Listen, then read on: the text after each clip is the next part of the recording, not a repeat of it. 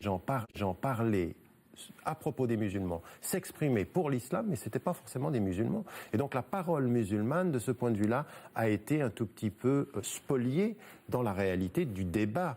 Et pour que je sois l'un d'entre nous, pour que je sois chez moi là où je suis, la première qualification, c'est celle de prendre la parole avec liberté dans une démocratie. C'est ça qui devrait être important. Ajoutez à cela un autre élément qui est dans son ouvrage et dans ce qu'il disait ici, c'est la couverture médiatique. C'est-à-dire que là aussi, on est dans un cercle vicieux. On ne peut pas reprocher aux médias de donner au public ce que le public aime. Mais finalement, ce que le public aime, dans un cercle vicieux, finit par conforter cette image du négatif, de la menace, et puis de construire un discours de rejet sur la seule base de la sécurité.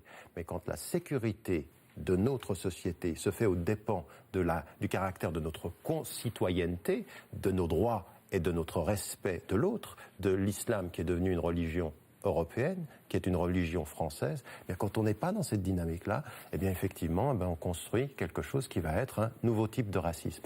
Et ça, il faut vraiment lutter contre cela. Mais comment faut-il faire pour que les musulmans s'approprient la prise de parole publique sur leur propre tradition religieuse? On ne peut pas reprocher à nos concitoyens d'avoir peur. Il doit bien y avoir des raisons objectives à la peur.